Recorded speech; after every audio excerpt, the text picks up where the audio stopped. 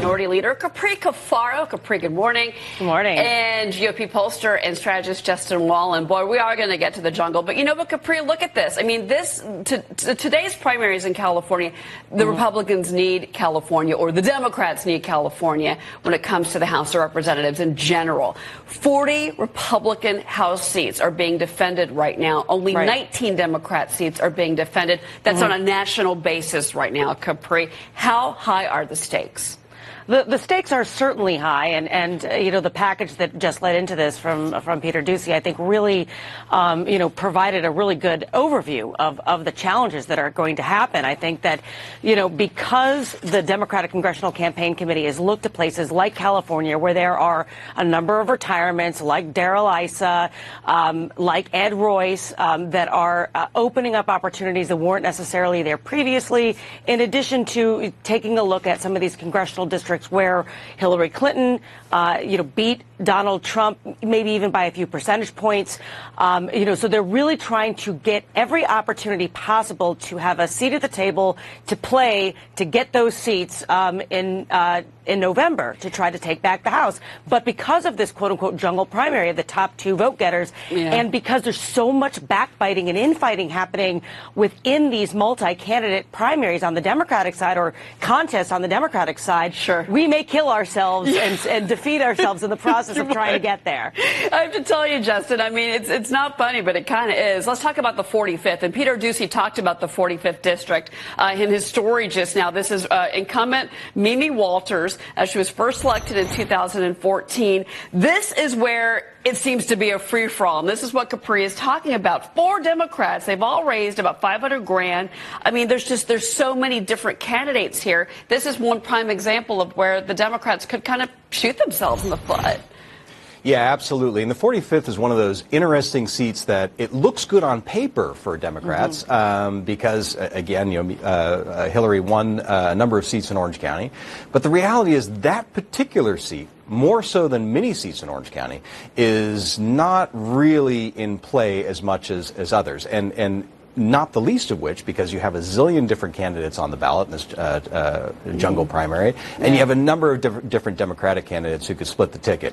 And because they're well-funded and they can spend, well, they're beating each other up. Well, Capri, look, to his point, there are 7 GOP-held districts that are quote, competitive today. 4 of those are in Orange County, and I'm glad, Justin, you brought that up, because, Capri, if you look at Orange County, that has always been a Republican stronghold. Traditional Republican stronghold in Southern California. Southern kind of California, conservative. And now that seems to be in play. At least some of those seats are. Sure, and I think that this is the challenge that I think Democrats have because, we want to be strategic, but we cannot be overly ambitious. So some of these seats, are going to be more competitive. You want to try to play in those seats because you want all opportunities, but we also cannot spread ourselves so thin where we are trying to be competitive in so many different places that essentially we end up being competitive in no place. But particularly in open seats, and with some of these more unique circumstances like Duncan Hunter, for example, who has been under investigation. So you have some more unique, specific circumstances that make some of these seats a little bit more attractive for Democrats. But when you have these primaries where people are throwing everything but the kitchen sink out against one another, if you end up with 2 Republicans, you're going to take those seats out of play, and that's a problem. Well, and also, too, I mean, Justin, we got to talk about what's going on in New Jersey just for a couple of seconds here. This is especially the story of Bob Menendez, of course, under fire, legal troubles, if you will. It's been a whole long story, but this is a spot where potentially Donald Trump could actually clock a win because Menendez is vulnerable in New Jersey now. Yeah, I mean, generally in races, I mean, issues are what matter. I mean, the actual things that are dinner table conversation that are meaningful to people's everyday lives. Now, in Menendez's case, Menendez matters. The allegations against Menendez, albeit not proven, those are real. And not only that, they're being